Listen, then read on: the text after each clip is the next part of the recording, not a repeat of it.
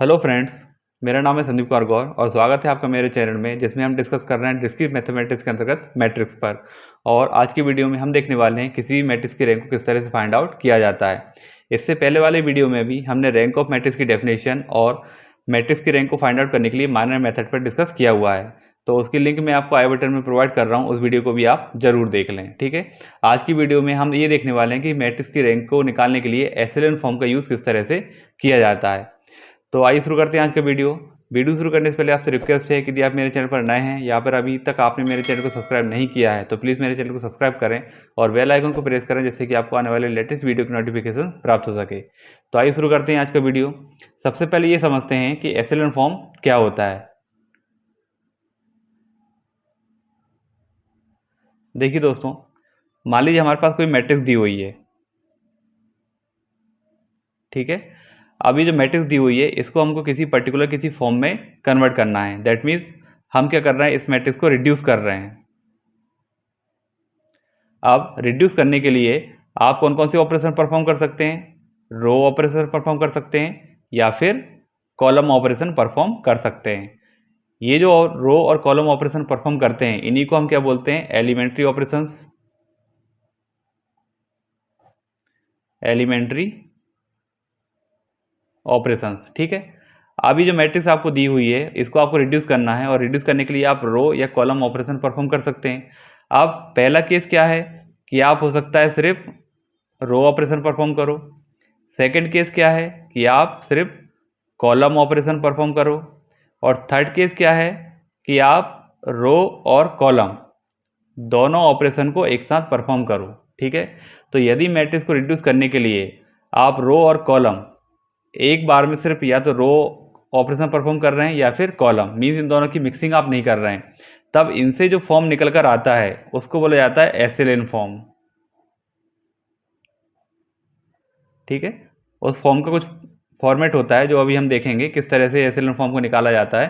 तो लेकिन यहाँ पे क्या होता है, एट ए टाइम या तो आप रो ऑपरेशन परफॉर्म करोगे या फिर कॉलम ऑपरेशन परफॉर्म करोगे, तो इस फॉर्म को क्या बोला जाता है? एसएलएन फॉर्म बोला जाता है। लेकिन यदि आप रो और कॉलम दोनों ऑपरेशन को एक साथ परफॉर्म कर सकते हो तब यहाँ पे जो फॉर्म बनता है उसको हम बोलते हैं नॉर्मल फॉर्म।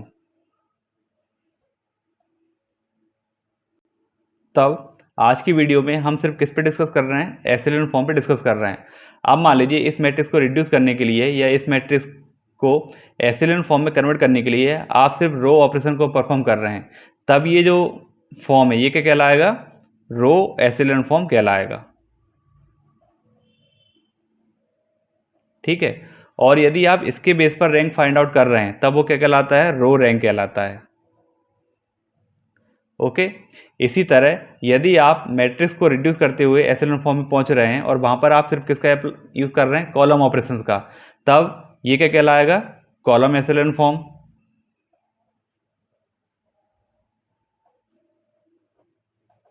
और इसके बेस पर यदि आप रैंक फाइंड आउट करते हैं तब वो क्या कहलाता है? Column rank. ठीक है, तो इस तरह की टर्मिनोलॉजी आपको यहाँ पे देखने को मिलेगी। आपको कन्फ्यूज़न ना हो इसलिए हम सिर्फ रो ऑपरेशन पर भी काम करेंगे। ठीक है, आप रो की जगह कॉलम का यूज़ भी कर सकते हैं। बस आपको ध्यान ही रखना है कि यदि आप रो के बेस पर एसएलएन फॉर्म निकाल रहे हैं तो वो क्या कहलाता है? रो एसएलएन फॉर्म, और उसके बेस पर जो निकाला गया है वो रो रैंक होता है। यदि आप कॉलम का यूज़ करोगे तो उसको आप क्या बोलोगे? कॉलम एसएलएन फॉर्म, और उसके बेस पर जो रैंक निकलती है उसको अपन क्या बोलते हैं? कॉलम रैंक बोलते हैं। ठीक, तो अब शुरू करते हैं आज का वीडियो। सबसे पहले देखते हैं कि एसएलएन फॉर्म क्या होता है। A matrix is said to be in echelon form if, तीन कंडीशन है यहाँ पे। All the zeros rows occur below non zero rows. इससे पहले जो हमने वीडियो देखा था उसमें हमने ये देखा था कि जीरो रो और नॉन जीरो रोज क्या होती है। मीन्स ऐसी रो जिसमें सारे एलिमेंट क्या हो? जीरो हो, तो उसको हम क्या बोलते हैं? जीरो रो बोलते हैं। और यदि कम से कम एक एलिमेंट भी नॉन जीरो होता है तब उस रो को क्या बोला जाता है? नॉन जीरो रो बोला जाता है। तो यदि आप किसी मैट्रिक्स को एसएलएन फॉर्म में कन्वर्ट कर रहे हैं, इसका मतलब पहली कंडीशन क्या सेटिस्फाई होनी चाहिए कि जितनी भी जीरो रोज हैं वो सभी के सभी नॉन जीरो रोज के नीचे ही होनी चाहिए। यहाँ पर आप एग्जाम्पल भी साथ में देखते हुए चलिए जिससे आपको क्लियर होगा। देखिए, जैसे ये जीरो रो है तो ये सभी नॉन जीरो रो के नीचे है। यहाँ पे भी जीरो रो है तो ये दोनों जो नॉन जीरो रो है उसके नीचे है। यहाँ पे जो जीरो रो है वो भी इन सबके नीचे है। तो जो भी जीरो रो यहाँ पर होती है वो सभी नॉन जीरो रोज के नीचे ही होती हैं। ठीक, second, the number of zero before the first non zero element in a row is less than the number of such zeros in the next row. इसका मतलब क्या होता है कि यदि आप यहाँ पे देखें तो ये जो आपकी जीरो रोज है, इसके ऊपर जो रो होगी उसमें जो जीरोस की संख्या होगी वो इससे कम होगी, इसके ऊपर जो रो होगी उसमें जो जीरोस की संख्या होगी वो इससे कम होगी। जैसे यहाँ पर आप देख रहे हैं 1 2 3 जीरोस हैं और यहाँ पे देखिए 1 2 है, ठीक है। तो ये आपको हमेशा ध्यान रखना है, इस तरह का पैटर्न यहाँ पे बनेगा। जैसे यहाँ पर आप देख रहे हैं तो यहाँ पे जीरो रो है, उसके ऊपर देखिए नंबर ऑफ जीरोस यहाँ पे कम है। यहाँ पर देखिए जैसे यहाँ पे 3 जीरोस हैं तो उसके ऊपर कितने जीरोस हैं, 2 जीरोस हैं। तो जो ऊपर वाली नॉन जीरो होती है, नॉन जीरो रो होती है, उसमें जो जीरोस की संख्या होती है वो नीचे वाली नॉन जीरो रोज की संख्या से कम होगा, ठीक। फिर नेक्स्ट है the first non zeros element in every non zero row is 1। यदि आपके पास कोई भी नॉन जीरो एलिमेंट है, किसमें, नॉन जीरो रो में, तो वो जो पहला नॉन जीरो एलिमेंट होगा वो हमेशा क्या होगा, 1 होगा, ठीक है। जैसे देखिए ये नॉन जीरो रो है, इसमें पहला एलिमेंट क्या है, 1। यहाँ पर ये भी नॉन जीरो है, इसमें पहला एलिमेंट क्या है, 1। और यहाँ पर ये मिसप्रिंट हो गया है, इसको भी आपको क्या करना है, 1 मानना है। तो यहाँ पे जितने भी आप नॉन जीरो एलिमेंट देखते हैं, कहाँ पे देखना है आपको, नॉन जीरो रो में। यदि वो नॉन जीरो रो है तो उसका जो पहला एलिमेंट होगा वह क्या होगा, 1 होगा, और इसको हम बोलते हैं लीडिंग 1, ठीक है। जैसे यहाँ पे देखिए ये नॉन जीरो रो है, इसका पहला एलिमेंट क्या है, 1। सेकेंड वाली भी नॉन जीरो है, इसका भी पहला एलिमेंट क्या होगा, 1। इसी तरह यहाँ पर भी 1 है, इसमें भी 1 है और यहाँ पर भी 1 है। तो ये 3 कंडीशन है जिसको आपको ध्यान रखना है, ठीक है। अब यहाँ पर एक नोट है जिसको आपको ध्यान रखना है। From the above example it is clear that if a matrix is in row echelon form. देखिए हम यहाँ पे सिर्फ रो एशेलन फॉर्म के बारे में बात कर रहे हैं, ठीक है। यदि आप कॉलम ऑपरेशन परफॉर्म करोगे तो वही यहाँ पे क्या हो जाएगा, कॉलम एशेलन फॉर्म हो जाएगा। हमने मान लिया कि हमको कोई मैट्रिक्स दी हुई थी और उस मैट्रिक्स को हमने रिड्यूस करते हुए इस फॉर्म में लेकर आए हैं, और जो ऑपरेशन हमने परफॉर्म किए वो कौन से ऑपरेशन थे, रो ऑपरेशन थे, ठीक है। Then any column that contains a leading entry 1। अब देखिए यहाँ पे कोई भी आप कॉलम उठाइए जिसमें क्या है, लीडिंग एंट्री क्या है, 1 है, मीन्स जो पहला एलिमेंट है वो क्या है, 1 है। मान लीजिए ये रो है तो यहाँ पे ये 1 है, लीडिंग 1। अब ये किस कॉलम में है, इस कॉलम में है, ठीक है। Must contains zeros below the leading entry 1। तो उस 1 के नीचे जितने भी एलिमेंट है वो सारे क्या होने चाहिए, जीरो होते हैं, ये आप ध्यान दीजिए, है ना। देख यहाँ पे 1 है, इसके नीचे सारे जीरो हैं, ये जो 1 है इसके नीचे सारे जीरो हैं, ये जो 1 है इसके नीचे भी जीरो हैं। यहाँ पे 1 नीचे जीरो, यहाँ पर 1 नीचे जीरो है, यहाँ पर भी 1 है नीचे जीरो है, यहाँ पर भी 1 नीचे जीरो है, यहाँ पर भी 1 नीचे जीरो है। मीन्स यदि आप लीडिंग 1 देखते हैं तो लीडिंग 1 जिस कॉलम में है उस कॉलम में उस 1 के नीचे सारे जीरो होते हैं, ठीक है। However the entries above the leading entry 1 are arbitrary. लेकिन 1 से ऊपर जो एलिमेंट है वह जरूरी नहीं है कि आपके जीरो हैं, वह जीरो भी हो सकते हैं या फिर कोई और भी एलिमेंट वहाँ पे हो सकता है। तो फ्रेंड्स ये जो आपको फॉर्म दिख रहा है, ये जो फॉर्म आपको यहाँ पे दिख रहा है, ये कौन सा फॉर्म कहलाता है, एशेलन फॉर्म कहलाता है, ठीक है। इसमें ये तीनों पॉइंट आपको ध्यान रखने हैं। जब हम किसी मैट्रिक्स को एशेलन फॉर्म में कन्वर्ट करते हैं तो वहाँ पर आपको ये सब चीज़ें ध्यान रखनी पड़ेगी, ठीक है। क्या क्या ध्यान रखना है आपको, कि जो जीरो रो होती है वो सबसे नीचे होनी चाहिए, ठीक है। इसके अलावा जितनी भी यहाँ पे जीरो से अगर बन रहे हैं नॉन जीरो रोज में, तो संख्या जो है वो बढ़ते क्रम में होनी चाहिए। यहाँ पे जैसे कम है फिर से ज़्यादा, फिर से ज़्यादा, इस तरह से होना चाहिए। और जितनी भी नॉन जीरोस रो होती हैं उसमें जो पहला एलिमेंट होता है नॉन जीरो एलिमेंट, वो क्या होता है, हमेशा 1 होता है, जिसको हम लीडिंग 1 कहते हैं। तब ये तो डेफिनेशन हो गई एशेलन फॉर्म की। अब इसमें थोड़ा सा एक एडिशनल कंडीशन है, इसके बाद देखते हैं रो रिड्यूस्ड एशेलन फॉर्म क्या होता है। देखिए अभी हमने ये एग्जांपल देखे हैं, इसमें हमने क्या देखा था कि जो लीडिंग 1 होता है उसके नीचे जितने एलिमेंट होते हैं उस कॉलम में वो सभी जीरो होते हैं। ऊपर क्या हो, जीरो हो या ना हो, उससे कोई दिक्कत नहीं है। लेकिन यदि अब इसमें एक और कंडीशन ऐसी लग जाती है कि जो लीडिंग 1 जहाँ पर भी है, जिस कॉलम में भी है, उस कॉलम में उस 1 को छोड़कर बाकी सभी एलिमेंट क्या हो, जीरो हो, ठीक है। तब उस एशेलन फॉर्म को क्या बोला जाता है, रो रिड्यूस्ड एशेलन फॉर्म बोला जाता है। A matrix in row echelon form satisfying the following additional condition is said to be in row reduced echelon form. Each column which contains a leading entry 1 of a row has all the other entries 0. देखिए अब आप यहाँ पे थोड़ा सा comparison कर लीजिए। जैसे यहाँ पे देखिए ये लीडिंग 1 है, इसमें सभी एलिमेंट जीरो है। यहाँ पे ये लीडिंग 1 है तो इसके नीचे भी सभी जीरो हैं और ऊपर का भी जीरो है। यहाँ पर भी देख लीजिए ये लीडिंग 1 है तो इसके ऊपर भी जीरो है और नीचे भी जीरो है। यहाँ पर ये लीडिंग 1 है तो ऊपर वाले एलिमेंट भी जीरो हैं और नीचे वाले भी जीरो है। तो जो नॉर्मल आपका एसिलेन फॉर्म है उसमें ये जरूरी नहीं है कि लीडिंग 1 के ऊपर एलिमेंट जीरो हों, लेकिन यदि आप रो रिड्यूस्ड एसिलेन फॉर्म के बारे में बात कर रहे हैं तो जहाँ पे भी लीडिंग 1 होता है, जिस कॉलम में होता है, उस कॉलम के उस 1 को छोड़कर बाकी सभी एलिमेंट क्या होंगे, जीरो होंगे। तो वह क्या कहलाता है, रो रिड्यूस्ड एसिलेन फॉर्म कहलाता है। अब आपको यहाँ पे क्या ध्यान रखना है, a zero matrix and an identity matrix are always in row reduced echelon form. जो आपका जीरो मैट्रिक्स होता है या फिर जो आपकी आइडेंटिटी मैट्रिक्स होती है वो हमेशा किस में होती है, रो रिड्यूस्ड एसिलेन फॉर्म में होती है। Row reduced echelon form is generally referred to a row echelon form. जो रो रिड्यूस्ड एसिलेन फॉर्म होता है उसी को हम क्या बोलते हैं, रो एसिलेन फॉर्म बोलते हैं in the solution of a system of linear equation. ठीक, अब अभी तक की वीडियो में आपको ये क्लियर हो गया होगा कि एसिलेन फॉर्म क्या होता है या फिर रो रिड्यूस्ड एसिलेन फॉर्म क्या होता है। अब हमको ये देखना है कि किसी भी मैट्रिक्स की रैंक को फाइंड करने के लिए एसिलेन फॉर्म का यूज़ किस तरह से किया जाता है। तो उसके लिए हम यहाँ पे दो एग्जाम्पल देखने वाले हैं। पहला जो एग्जाम्पल है उसमें आप देखिए एक मैट्रिक्स आपको दी हुई है, तो डेफिनेशन देखते हैं पहले, ये जो मेथड है वो देखते हैं पहले किस तरह से फाइंड आउट किया जाता है। देखिए, reduce the given matrix to echelon form by using elementary row transformation. आपको कोई मैट्रिक्स दी हुई होगी, उस मैट्रिक्स को आप क्या करोगे, एलिमेंट्री रो ट्रांसफॉर्मेशन की मदद से एसिलेन फॉर्म में कन्वर्ट करोगे।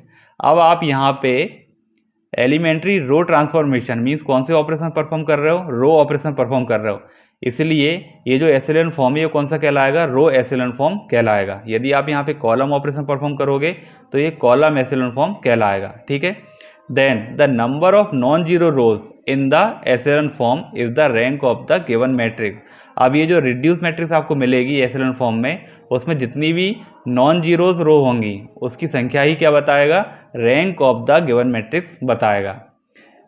For example find the rank of matrix A. अब यहाँ पर आपको एक मैट्रिक्स दी हुई है जो ऑलरेडी एसिलेन फॉर्म में दी हुई है। कैसे चेक करोगे, सबसे पहले आपको ये देखना है कि जो जीरो रो होती है सबसे नीचे होनी चाहिए, उससे ऊपर ही सारे नॉन जीरो रोज होनी चाहिए। तो पहली कंडीशन सेटिस्फाई हो गई। सेकेंड कंडीशन, नॉन जीरो रो में जो जीरोस की संख्या है बढ़ते क्रम में होनी चाहिए। ठीक है, तो देखिए यहाँ पे एक जीरो है, यहाँ पे दो जीरो है। ठीक है, तो सेकंड कंडीशन भी सेटिस्फाई हो गई है। थर्ड कंडीशन क्या है कि जो लीडिंग 1 होता है, लीडिंग 1 जिस कॉलम में होता है उस कॉलम में 1 के नीचे सभी जीरो होनी चाहिए। तो यहाँ पे देखिए ये जो 1 है इसके नीचे दोनों जीरो है, ये जो 1 है इसके नीचे दोनों जीरो है। अब इस 1 के ऊपर क्या है, 2 है, तो यहाँ पे ये कौन सा फॉर्म है, एसिलेन फॉर्म में। यदि इस 1 के ऊपर ये जीरो हो जाता है तब ये कौन सा हो जाता है, रो रिड्यूस्ड एसिलेन फॉर्म हो जाता है। तो दोनों में से कोई सा भी फॉर्म बन सकता है, उससे कोई दिक्कत नहीं है। तो यहाँ पे तीनों कंडीशन सेटिस्फाई हो गई है। तब सॉल्यूशन में हम क्या लिख सकते हैं,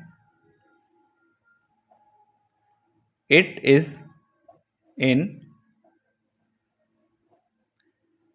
एसिलेन form and it has two non-zero rows, hence rank of A के बारे में बात करें तो क्या निकलेगी, 2 निकलेगी। ठीक है, तो यदि आपको एसिलेन फॉर्म दिया हुआ है तो आपको उसमें से सिर्फ क्या काउंट करना है कि ऐसी कितनी रोज हैं जो नॉन जीरो हैं। तो नंबर ऑफ नॉन जीरोज जो हैं बस उसी की संख्या आपको क्या निकलेगी, उस मैट्रिक्स की रैंक निकलेगी। अब सेकंड क्वेश्चन ये देखेंगे हम कि यदि आपको एक मैट्रिक्स दी हुई है, नॉर्मल मैट्रिक्स है, तो उसको सबसे पहले एसिलेन फॉर्म में कन्वर्ट किस तरह से करेंगे। अब यहाँ पर सेकंड एग्जांपल हम ले रहे हैं, फाइंड द रैंक ऑफ, और आपको एक मैट्रिक्स दी हुई है, इसकी रैंक हमको निकालना है। तो देखिए अभी तो ये एसिलेन फॉर्म में नहीं है। ठीक है, अभी हमने देखा कि एसिलेन फॉर्म क्या होता है, लेकिन अभी ये एसिलेन फॉर्म में है नहीं। तो सबसे पहले हम क्या करेंगे, इसको एसिलेन फॉर्म में कन्वर्ट करेंगे। और उसके लिए हम कौन से ऑपरेशन परफॉर्म कर सकते हैं, एलिमेंट्री ऑपरेशन, जिसमें हम या तो रो लेंगे या कॉलम लेंगे, दोनों में से कोई एक लेना है। तो हम कौन सा ले रहे हैं, रो ऑपरेशन ले रहे हैं। ठीक है, सॉल्यूशन स्टार्ट करते हैं।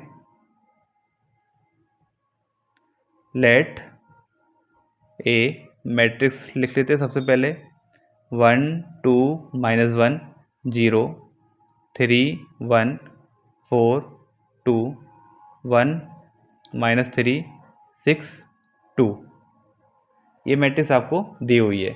तो देखिए इसमें क्या होता है, जो पहला कॉलम होता है उसमें यदि आपको सबसे ऊपर वाला 1 मिल रहा है तब तो ठीक है, नहीं तो आप क्या करिए, सबसे पहले इसको 1 बनाइए, क्योंकि उससे नीचे फिर हमको क्या बनाने हैं, 0 बनाने हैं। ठीक है, तो यहाँ पे ये हमको ऑलरेडी 1 मिल रहा है। यदि ये 1 नहीं मिलता तो हम इसमें क्या करते, किसी नंबर से डिवाइड कर देते। जो नंबर हमको सबसे पहले लिखा हुआ होता है उस नंबर से हम सबको डिवाइड कर देते, तो वो क्या हो जाता, 1 हो जाता।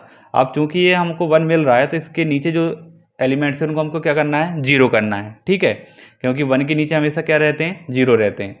अब इन दोनों को 0 करने के लिए हम क्या करेंगे, यहाँ पे रो ऑपरेशन परफॉर्म करेंगे। ठीक है, तो देखिए अब हम जो रो ऑपरेशन परफॉर्म करने वाले हैं वो किस तरह से होगा। यदि हम यहाँ पे 0 करना चाहते हैं तो यहाँ पे क्या है 3, तो 3 को किससे माइनस करें, 3 से ही माइनस करें, तो यहाँ पे क्या हो जाएगा 0।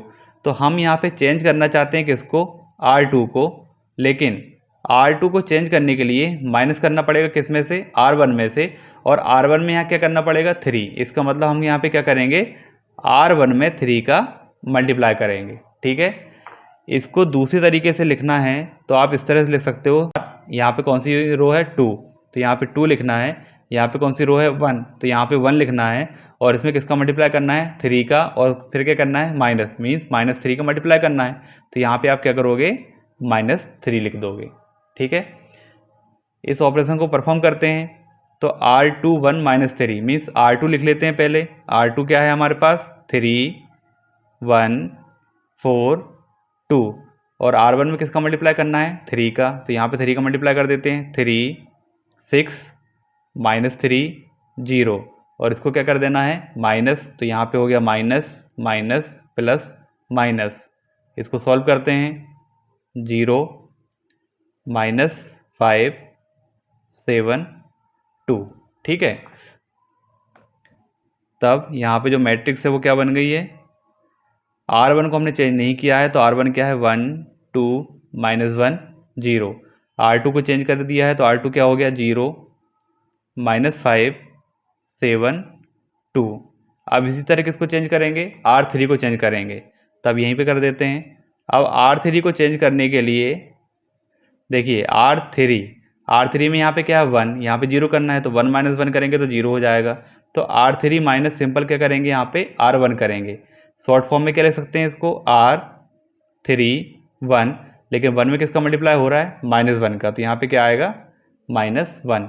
अब सबसे पहले क्या लिखें, R3 लिख लेते हैं। R3 क्या है 1 -3 6 2, और R1 क्या है 1 2 -1 0, और इनका क्या करना है माइनस, तो यहाँ पे माइनस हो गया, ये प्लस हो जाएगा और ये माइनस हो जाएगा। सॉल्व करेंगे तो ये 0 -5 7 2, तो यहाँ पर भी वैल्यू क्या आ गई है 0 -5 7 2।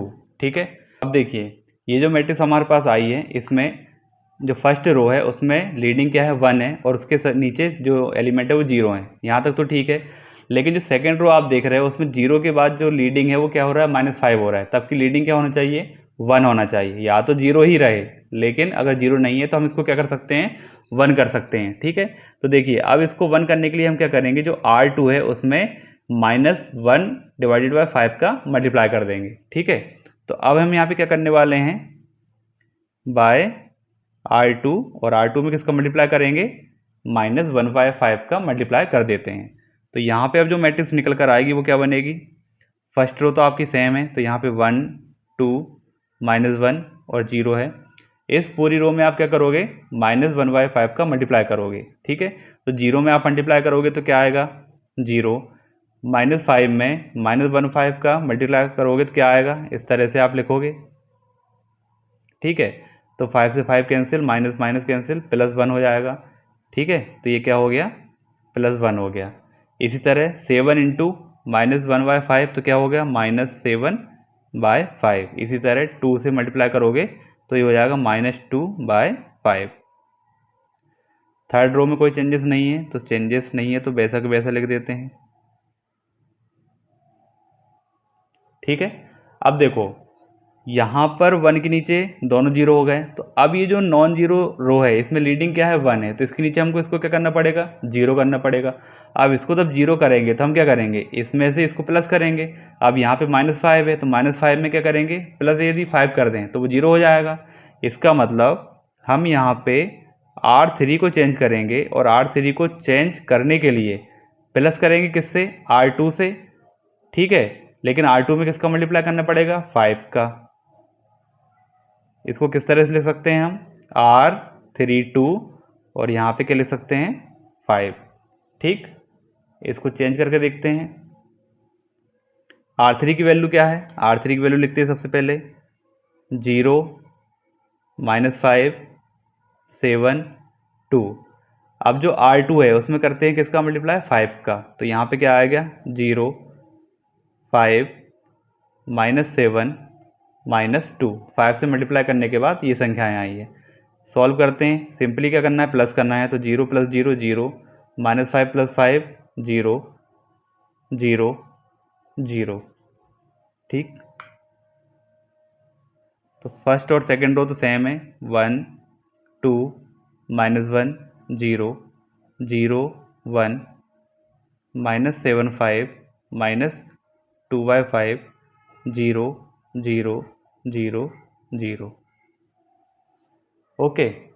अब इस मैट्रिक्स को यदि आप ध्यान से देखें तो ये हमारा एशेलन फॉर्म बन चुका है। नॉन जीरो रोज हैं, उसके नीचे जीरो रो है, लीडिंग हमारा 1 है, 1 के नीचे जीरो है, ठीक है। तो तीनों कंडीशन सेटिस्फाई कर रहा है। दैट मीन्स ये हमारा कौन सा फॉर्म है, एशेलन फॉर्म बन गया है। तब हम यहाँ पे क्या लिख सकते हैं, which is in echelon form then rank of A equal. अब यहाँ पे आपको क्या काउंट करना है, नंबर ऑफ नॉन जीरोस, ठीक है। तो देखिए फर्स्ट आपका नॉन जीरो है, सेकंड आपका नॉन जीरो है और ये आपकी जीरो रो है। तो यहाँ पे कितने नॉन जीरो कितनी है, 2। तो यहाँ पे रैंक ऑफ ए कितना हो जाएगा, 2 हो जाएगा, ठीक है। Since there are 2 non zero rows in the echelon form. Okay friends, अब ये जो हमने निकाला ये किसके बेस पे निकाला, रो ऑपरेशन के बेस पे। तो हम इसको क्या बोल सकते हैं, रो एशेलन फॉर्म। और ये जो रैंक हमने निकाली है ये रो ऑपरेशन के बेस पे निकाली है, तो इसको हम क्या बोलते हैं, रो रैंक, ठीक है। इसको रिप्रेजेंट करने के लिए आप यहाँ पे एक कैपिटल R का यूज़ कर सकते हो क्योंकि ये रो रैंक है, ठीक है। और यदि आप कॉलम का यूज़ करते हैं, कॉलम ऑपरेशन का यूज़ करते हैं, तब भी क्या क्या कहलाएगा, कॉलम एशेलन फॉर्म कहलाएगा। और वहाँ पे जो रैंक निकाली जाती है उसको कॉलम रैंक बोलते हैं। तो वहाँ पर आप R की जगह किसका यूज़ कर सकते हो, C का यूज़ कर सकते हो, ठीक है फ्रेंड। तो फ्रेंड्स आज की वीडियो में बस इतना ही, जिसमें हमने देखा है कि मैट्रिक्स की रैंक को एशेलन फॉर्म की मदद से किस तरह से निकाला जाता है। नेक्स्ट वीडियो में देखेंगे नॉर्मल फॉर्म की मदद से किस तरह से मैट्रिक्स की रैंक को फाइंड आउट किया जाता है। तो दोस्तों यदि आपको वीडियो पसंद आया हो तो वीडियो को लाइक करें, शेयर करें और चैनल को सब्सक्राइब करें। Thank you.